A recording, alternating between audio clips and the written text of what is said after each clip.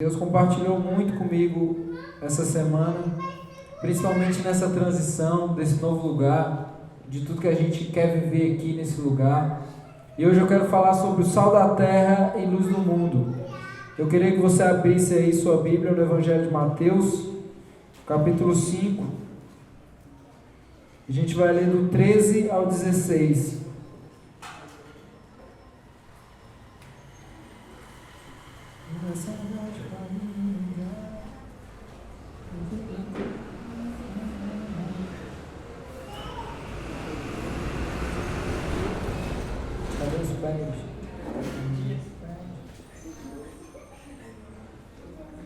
Amém? Mateus 5, do 13 ao 16.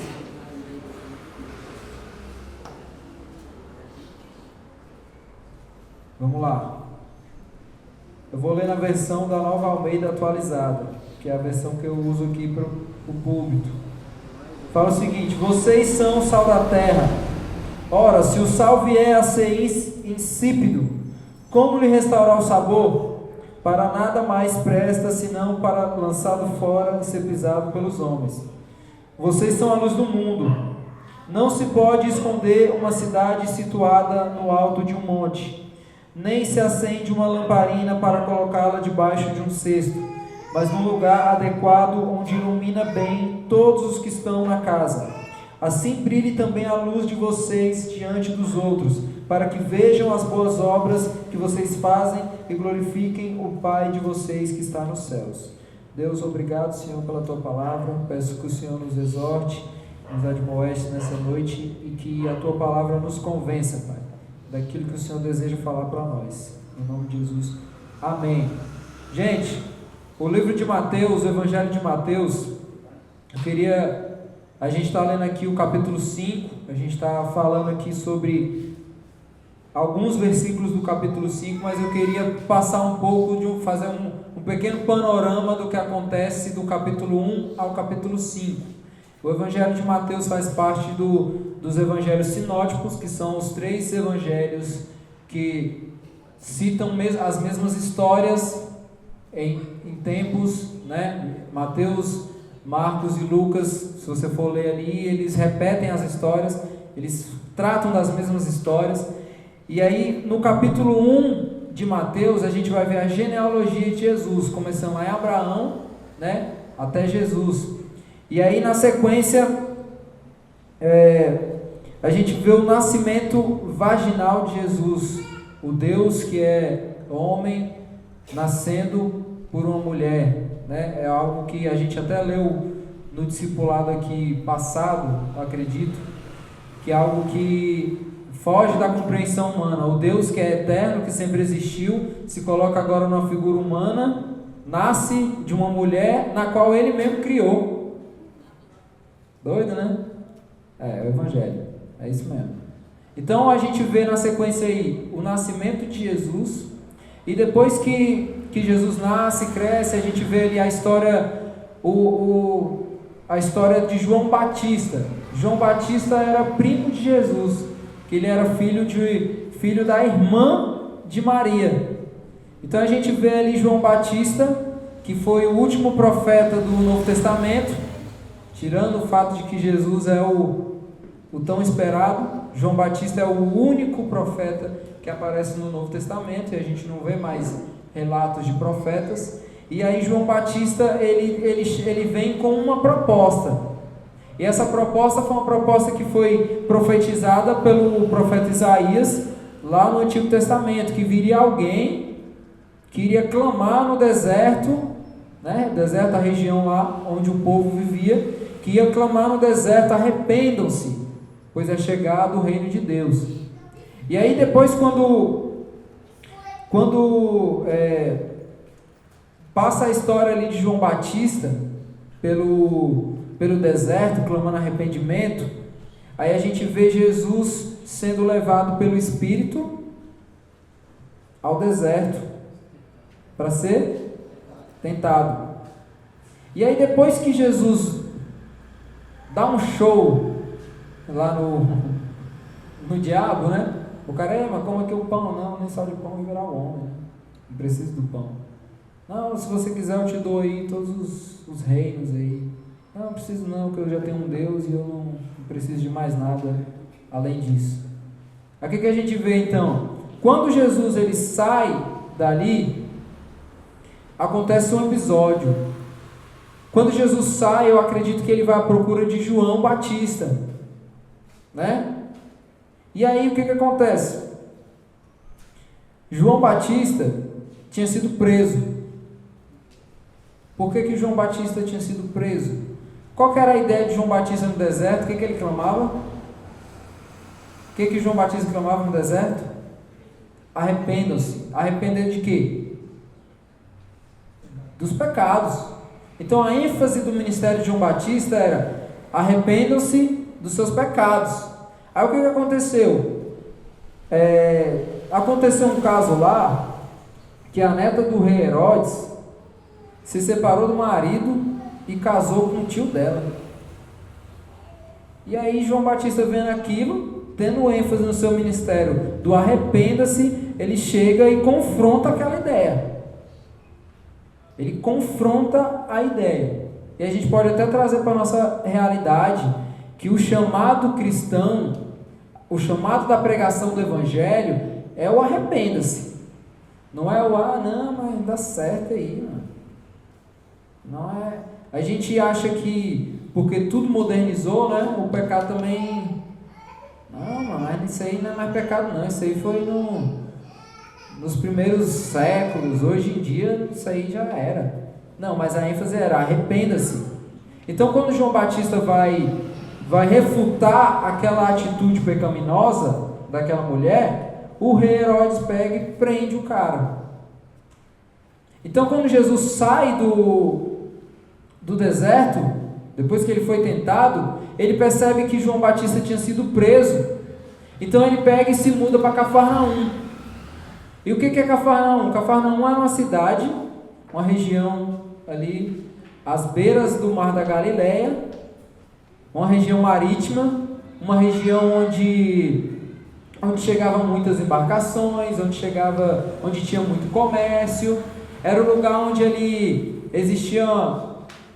Você lembra daquele relato quando Jesus se encontra com Mateus, que era Levi ainda, o publicano, que Jesus chega, Levi está lá cobrando imposto, acima sendo corrupto, né? Jesus chega e fala: Levi, eu tenho outra parada para tu, pronto. Ali é Cafarnaum, uma zona de marítimo, onde existiam muitos comércios. E aí Jesus decide morar ali. Por que Jesus decide morar ali? Porque quando você vai entender quem é Jesus, Jesus ele nasce com duas missões. Qual é a missão de Jesus? Primeiro, salvar o povo, o seu povo. Morrer e salvar o seu povo. E qual é a sua segunda missão? Ser luz. Ser luz do mundo. Só que Jesus, ele não é que nem a gente, porque a gente é assim, ó. Não, eu vou ser luz só quando eu estiver no campo missionário. Então eu vou ser luz só quando eu for enviado pela minha igreja lá para a África. Eu vou ser luz só quando eu estiver em determinado lugar. Eu vou ser luz só quando eu quiser pensar espiritualmente nas coisas. Mas não, Jesus, tudo que ele fazia, ele tinha uma ênfase missionária. Então tudo que ele pensava, poxa, eu vou para Cafarnaum, então por que eu vou para Cafarnaum? Porque lá é uma região onde o evangelho pode ser... É um lugar estratégico. Cafarnaum era estratégico. Jesus não fazia nada sem pensar que era missão. Tudo que Jesus fazia e pensava era missão. Missão. Vou ali, por que eu vou ali? Missão. Sensibilidade de compreender que todas as oportunidades, todas as situações existentes eram oportunidade missionária. Então Jesus vai para aquela região ali, e aí o relato diz que naquele lugar que era lugar de trevas, houve luz. Por que houve luz? Por que houve luz num lugar que era trevas? A presença de Jesus trouxe luz para aquele lugar. Jesus era um ser relevante. Jesus era um cara que onde ele chegava, ele modificava a situação do lugar. Por que a gente está falando sobre isso nesse tempo? Porque a gente está vindo para um lugar onde a gente não quer apenas abrir uma porta e fazer daqui um lugar religioso, uma igreja, um lugar para pessoas espirituais. Não, a gente não está aqui por esse motivo apenas. A gente está aqui porque a gente quer ver o Evangelho sendo compartilhado de maneira intensa aqui nesse lugar. Só que quando o Evangelho é compartilhado de maneira fiel, de maneira intensa, as pessoas são transformadas. Então é tipo assim, Jesus chegou no lugar, o lugar era de trevas e houve luz. O lugar agora, Aí o que acontecia? As pessoas começavam a trazer, o cara doente, trazia, Jesus curava. Aí o cara estava com demônio, trazia, Jesus expulsava o demônio. Por quê? Porque Jesus tinha a solução do problema. É o que a gente sempre fala aqui. O cristão, ele não é para causar problema. Por que a gente vive causando probleminha? Por que é? Tudo causa um problema, tudo. O cristão, ele foi chamado para resolver problema e não causar problema. Qual é o problema aí? É fome? Está aqui comida. Qual é o problema? Falta de dinheiro? Está aqui dinheiro. Entendeu? É o que? Carona? Está aqui o carro, que é a moto, está aqui seja lá o que for. O cristão, ele nasce para resolver problema. Então Jesus estava ali no lugar e existiam demandas, diversas demandas. Era gente doente, era gente demoniada, era gente psicopata, era um monte de doideira. E quando Jesus chega, ele resolve o problema. Porque a mentalidade da vida de Jesus é missional. Tudo que ele faz, tudo que ele fazia como homem, era na perspectiva da missão. Eu preciso resolver. Entendeu? Então, depois que Jesus faz tudo isso daí, ele começa a caminhar pelo lugar. Ele começa a caminhar e do nada ele encontra dois caras. Simão, que depois foi trocado o nome, para Pedro, e André. Dois pescadores. Os caras estavam lá, pescando. E aí quando Jesus passa, Jesus pega e fala assim: ei, vocês dois aí, vocês vão pescar gente agora. E o relato, o que mais me impressiona desse texto aqui, sabe o que é? É que é uma única palavra que fala assim, eles imediatamente largaram. Você sabe o que é imediatamente? É tipo assim: não, Jesus, espera aí, tá faltando só mais 2 aqui para janta. Espera aí, Jesus, deixa eu pegar pelo menos da semana. Espera aí, Jesus, deixa eu pegar o do mês para garantir aqui a provisão do mês. Não, o texto diz que imediatamente aqueles caras largaram as redes e seguiram Jesus. É como se os caras estão aqui, opa, larga e sai correndo. Sabe por quê? Porque existia algo em Jesus que era atrativo, no bom sentido da palavra. Porque qual é a pessoa? Vamos pensar aqui. Quem é um ser humano que você vai chegar assim: mano, trabalha mais não, bora ali comigo, agora tu vai cuidar de gente doida ali, de graça.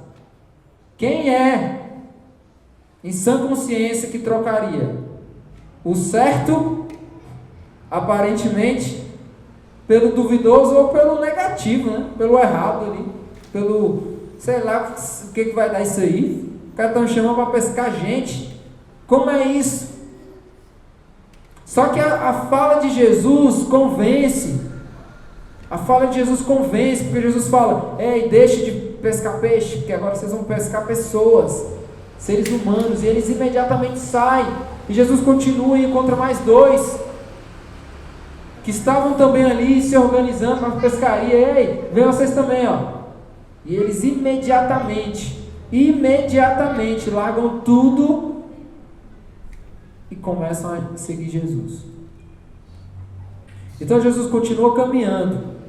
E aí Jesus ficou muito conhecido naquela região. Por quê? Porque o cara estava doente, ele curava. O cara estava endemoniado, ele expulsava o demônio. Jesus era a solução do problema. O que acontece quando existe uma solução? O que acontece se a gente colocar aqui, comida grátis? O que acontece? Lota isso aqui. Lota. Então Jesus tinha a solução do problema. E o que aconteceu? uma galera, uma multidão começou a seguir Jesus. Começou a vir atrás de Jesus, mas eles vinham atrás porque eles queriam o benefício que Jesus poderia trazer para eles. E eu sempre falo, e você vai ver sempre nos evangelhos, Jesus sempre foge das multidões, sempre. Sabe por quê? Porque a multidão sufoca, porque a multidão quer sugar, a multidão quer só o benefício. Só o benefício. Por isso que quando Jesus estava na multidão, a mulher tocou, ele, opa, peraí, eu senti. Por quê? Não era o benefício ali. Não era. Então quando Jesus vê aquela multidão ali, seguindo pelo benefício, ele se afasta e vai para o monte. E os discípulos acompanham. Por quê? Porque os discípulos estavam destinados a caminhar com Jesus e compreender aquilo que Jesus era, aquilo que Jesus tinha. E aí a gente percebe então que acontece o primeiro tempo de discipulado de Jesus com os discípulos, que é o famoso Sermão do Monte. O Sermão do Monte é o primeiro sermão de Jesus para os discípulos, é o primeiro ensino de Jesus para os discípulos. E aí a gente vai ler aqui o capítulo 5, fala o seguinte: ao ver as multidões, Jesus subiu ao monte. Ele se assentou e os seus discípulos se aproximaram dele. Então ele passou a ensiná-los. E aí acontecem as bem-aventuranças. Jesus disse: bem-aventurados os pobres em espírito. Por que Jesus fala isso? Porque, o que é pobre de espírito? Pobre de espírito é aquele que reconhece que não sabe. É aquele que chega e fala assim, na humildade, eu não sei. E eu quero saber. Eu sou pobre intelectualmente desse ensino. E aí quando você vai ver, os caras sabiam alguma coisa da Bíblia, do Antigo Testamento? Sabia não, eles eram pescadores, até pouco momento ali, eles pescavam, era pescador, era tudo gente comum, eles não tinham ensino. Então quando Jesus fala, bem-aventurados os pobres de espírito, Jesus está falando para os discípulos, bem-aventurados aqueles que reconhecem que não sabem, porque é aí onde entra a solução. Existe um problema, o cara não sabe, existe a solução, Jesus, o próprio verbo, a própria palavra. E aí Jesus continua falando, porque deles é o reino dos céus, bem-aventurados os que choram, porque serão consolados. Olha que incrível isso aqui. Jesus está falando para os discípulos, porque Jesus está intimando os discípulos para uma missão. E por que ele fala bem-aventurados os que choram? Tem algum benefício em chorar? É algo legal chorar? Você olha para o choro como algo positivo? Não. Mas o que ele está querendo dizer? Aqueles que chorarem terão consolo. Todos aqueles que chorarem terão consolo. Então eles serão bem-aventurados, porque eles chorarão, mas eles serão consolados. Eles não vão ficar o resto da vida chorando e morrendo de tristeza, não, porque eles serão consolados. E Jesus está falando, intimando os discípulos para uma missão. Então olha, quando alguém estiver chorando, é como Jesus estivesse falando, quando alguém estiver chorando, console. Quando você vê alguém triste, console. Paulo vai dizer lá em Romanos, chore com os que choram. Porque a gente se alegra demais, né? Com quem está alegre. É muito legal. Estamos felizes, massa! Fulano está triste. Não, mas vai dar tudo certo. Aí a gente já sai. Por quê? Porque a gente não entendeu o chorar com os que choram. Então Jesus fala, bem-aventurados são os que choram, porque eles não chorarão para sempre, porque eles serão consolados, porque o consolo que eu repasso a vocês, vocês repassarão a quem necessita do consolo. E aí ele continua falando, bem-aventurados os mansos, porque herdarão a terra. E a palavra, o significado aqui para manso é humilde, é submisso. Bem-aventurados aqueles que são humildes, bem-aventurados aqueles que se submetem a Deus. Esses são os mansos. E aí ele continua: bem-aventurados os que têm fome e sede de justiça, porque serão saciados. Bem-aventurados vocês que compreendem o que é justiça no plano de Deus. O que é justiça para Deus, e não o que é justiça para você. Bem-aventurado você que compreende o que é a justiça de Deus e pratica. Porque nós temos a mania de achar que o que é justo é o que é justo para mim. Não, mas para mim isso aqui é justo. Mas e aí, para Deus é justo o que você acha que é justo? Então a intimação de Jesus é: vocês têm que pensar a justiça através do parâmetro do que Deus acha que é justiça. O que Deus achar que é justiça, aí é o parâmetro certo de justiça. Então, bem-aventurados vocês que têm fome e têm sede pela justiça de Deus. Porque imagina só, bem-aventurados vocês que têm fome e sede de justiça. Justiça para mim é o cara matar um familiar meu e eu ir lá matar o cara. Para mim, justiça é isso. Como ser humano, eu consigo compreender justiça como vingança. É ou não é? O ser humano, ele pensa a justiça como vingança. É o cara bateu, não, vai ter que apanhar agora. Vai ter que apanhar. Só que aqui a ideia é a justiça de Deus. Nós temos que cumprir a justiça que é de Deus, mesmo que essa justiça não seja aquilo que nós pensamos ser justo. E aí é que está, porque o Evangelho não é para que a nossa ideia seja evidenciada e comparada e colocada acima da ideia de Deus, não. A ideia do Evangelho é que o nosso senso de justiça, os nossos pressupostos são quebrados, para que a evidência da justiça de Deus, do plano de Deus, seja vista. Então, Deus, o que é justiça para você? O que é a sua justiça? Que nós compreendamos a sua justiça e que nós tenhamos fome e sede pela tua justiça. Como é que a gente pode compreender isso de maneira bem prática? É da justiça de Deus que as pessoas passem fome? Não. É da justiça de Deus que exista violência na cidade? Não. Então nós precisamos ter fome e sede por essa justiça. Fome e sede. E ter fome e sede de justiça é você não se aquietar. Meu irmão, eu só vou me aquietar quando fulano estiver de boa. Eu só vou me aquietar quando fulano parar de chorar. Quando eu levar para ele, até ele, o consolo. Justiça de Deus. Não, mas ele mereceu. Vai ter que sofrer mesmo. Todos nós merecemos, éramos destinados à ira de Deus.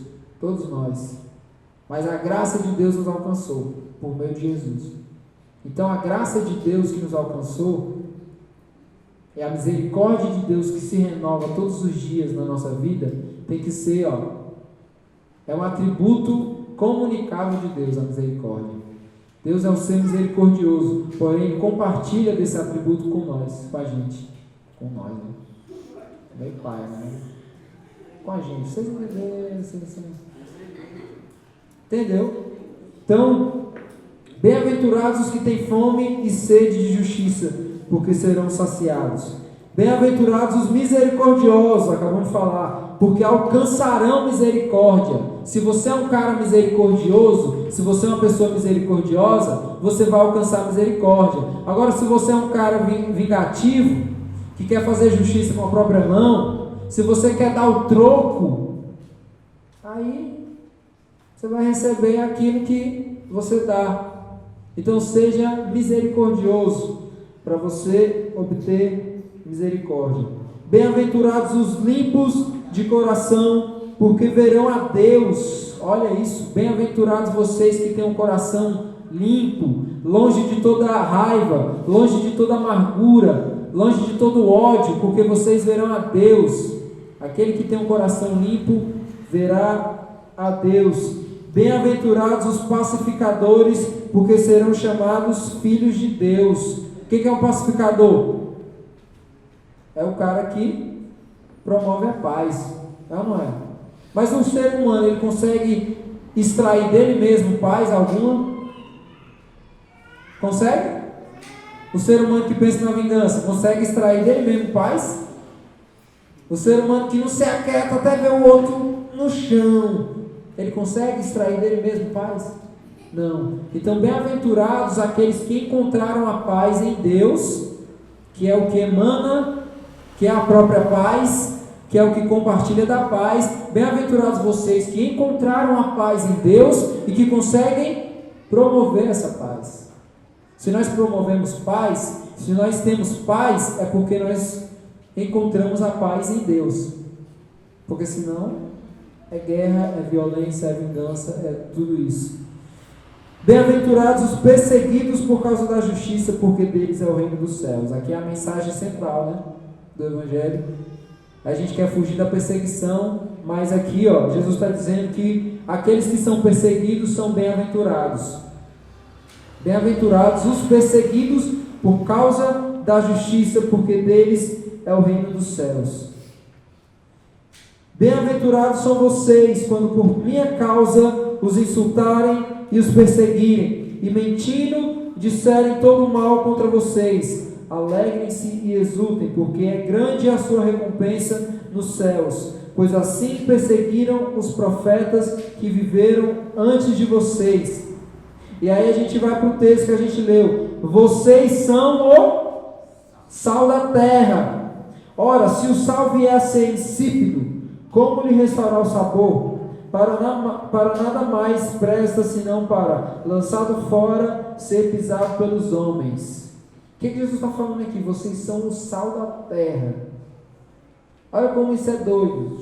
Lá naquela época, lá naquele tempo, a finalidade primária do sal era conservar, era fazer com que alimentos fossem conservados por longo tempo. Você vai ver, por exemplo, o Rio Morto. Ele é chamado de Rio Morto porque ele é o rio que é mais salgado que existe. Ele é 10 vezes mais salgado que qualquer oceano, o Rio Morto. E aí quando os peixes vão para lá, eles morrem, porque é muito salgado. Muito salgado. Então a finalidade primária do sal é conservar, não é dar sabor. Dar sabor é incrementar ali, é outra coisa. Mas é preservar. Então o que Jesus está querendo dizer aqui? Vocês são aqueles que preservam, aqueles que conservam. Aí a gente vai olhar o mundo, a sociedade. Não, mas isso aí está errado, isso daí é patriarcal, isso daí é uma ideia antiga, hoje em dia não existe mais não. Sal da terra. Nós somos aqueles que buscam a justiça de Deus. Todo mundo vai dizer, toda a sociedade vai dizer que tudo que a gente pensa é parte de um pensamento antigo. É ou não é? Vocês estão antenados com o que acontece da porta lá para fora? É isso. Tudo que a gente pensa como fundamento, como princípio, é antigo demais, é patriarcal. Isso aí ficou para lá, hoje em dia o mundo é moderno. Aí Jesus pega e fala: vocês são os que preservam. Vocês são aqueles que conservam. Cara, não muda não. Não vai mudar não. O que é eterno. O que Deus planejou para a humanidade é eterno. Entendeu?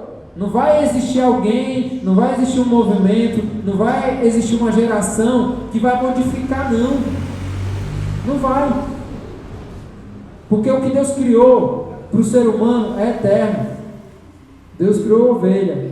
Vai ser uma ovelha por resto da vida. Nada vai modificar. Nada vai fazer com que... Você pode mudar aí o seu negócio que você tem aí, trocar, colocar outra coisa. Você pode fazer o que você for. Mas Deus, Ele vai te reconhecer como Ele te fez. Para Deus não muda. Aquilo que Ele criou não muda. E aí quando Jesus está falando isso, Ele está falando, olha, trazendo para a gente aqui, olha, os tempos vão ficar loucos mesmo. Vai ficar uma loucura só. Mas vocês são o sal da terra. Vocês são os que vão conservar. Isso daqui, ninguém pode tirar uma palavra daqui e modificar. Ah, mas não é bem assim não. Está aqui, irmão. Vamos ler. O Evangelho é imutável. A mensagem de Cristo ela é imutável e ela é atemporal. Ela é lá para o primeiro século, ela é para agora, ela é para daqui a 100 anos, ela se renova porque ela é atemporal. Então, por isso Jesus fala, vocês são o sal da terra. E olha o que ele fala.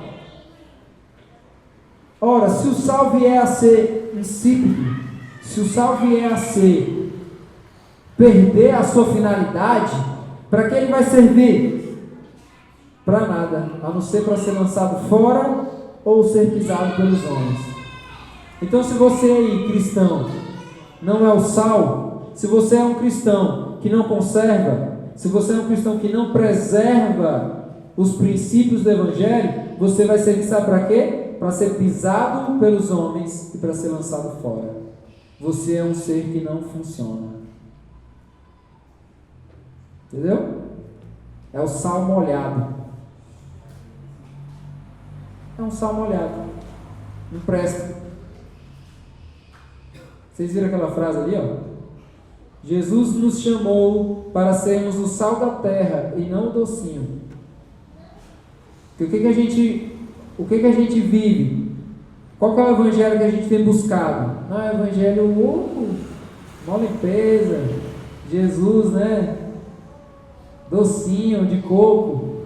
Não, nós somos chamados para ser o sal da terra. E quando a gente compreende que a gente é o sal da terra, a gente compreende aquilo que Jesus falou aqui, ó. Bem-aventurados os perseguidos por causa da justiça. O que é a justiça? Compreender a justiça de Deus. Mas para a sociedade a justiça de Deus é má. Não, mas essa justiça aí é muito má, é perversa. É a justiça de Deus. Você quer discutir com quem criou tudo isso aqui? Você quer discutir com quem criou você, te deu capacidade de raciocinar, aí você estudou ali um pouquinho, leu 2 livros de filosofias e acha agora que pode entrar num debate com Deus, o Criador. Não, é a justiça de Deus. Então, ele continua falando, vocês são a luz do mundo, e não se pode esconder uma cidade situada no alto de um monte, nem se acende uma lamparina para colocá-la debaixo de um cesto. Cara, isso aqui está na lata para a gente. Não se pode colocar uma lamparina num lugar que não vai clarear, não vai ter evidência de luz. E qual que é a referência que ele faz aqui? Vocês são a luz do mundo. Não se pode esconder uma cidade edificada em cima de um monte, porque quando você está caminhando aqui, a primeira coisa que você vê é a cidade que está lá em cima. Não se pode esconder a evidência de Cristo acima de tudo. Não se pode esconder. Por que nós somos a luz do mundo? Porque Cristo é a luz. Cristo é a luz. E quando nós nos achegamos a Ele, nós somos clareados. É assim, ó, Ele é a luz, quando Ele vai chegando assim, é igual, né? Tipo aqueles fantasminhas com um pano assim, uma luz dentro. Ilumina e repassa para a gente. Por isso a gente é a luz. É por isso que nós somos a luz do mundo. E o que nós carregamos sendo a luz do mundo, a mensagem que nós carregamos sendo a luz do mundo, é uma mensagem que está no cume do monte, e que não se pode, não tem como não enxergar. E qual que é a mensagem? Cristo. Cristo está acima. Cristo está ali, ó. Não se pode esconder o fundamento que é Cristo. Não se pode esconder uma igreja que luta por justiça, porque ela é luz. Não se pode esconder em Fortaleza um bairro que está lá, ó, no cume do monte, sendo referência, sendo luz. Isso é uma utopia? É uma utopia para a gente? Ou é uma realidade? Ou é uma missão? Ou é uma demanda? Não se pode esconder. Isso aqui é para que a gente esteja no cume do monte, sendo a luz, sendo a evidência? Não. A evidência da luz é a identidade que nós temos em Cristo. Nós somos a luz porque nós temos a total identidade em Cristo. E a partir daí, o que acontece na evidência é o que está por trás. Não é a gente ali em evidência, não. É Cristo. Então, como que a gente pode compreender tudo isso? Nós vivemos na sociedade. Gente, nós somos cristãos, mas nós estamos vivendo numa sociedade. Nós estamos vivendo num mundo. Nós precisamos compreender o que acontece. Nós precisamos compreender o que acontece aqui e o que acontece lá. A nossa vivência aqui não pode impedir que os que estão lá nos vejam, porque nós somos essa luz. Nós somos essa luz que traz a evidência de Cristo. Nós somos essa luz que traz a evidência da justiça que é Deus, da justiça de Deus. Nós seremos perseguidos? Seremos. Nós seremos chamados de seja lá o que for que estão chamando na internet, né? Seremos. Mas nós somos o sal da terra, aqueles que conservam, aqueles que preservam. Porque nós amamos a Jesus, nós amamos o Evangelho e nós cremos na justiça de Deus. Nós cremos na justiça de Deus. Portanto, seja sal, conserve, seja luz do mundo. Seja luz do mundo, aonde você for, para onde você estiver, seja onde você passa o seu dia, seja luz. Seja uma luz que não queima. Seja uma luz que não desliga, porque a geral pertence a Deus. Você não tem acesso à geral, o botão da geral assim, para desligar. Seja uma luz. Por onde você passar, por onde você estiver. Amém? Baixa sua cabeça, vamos orar.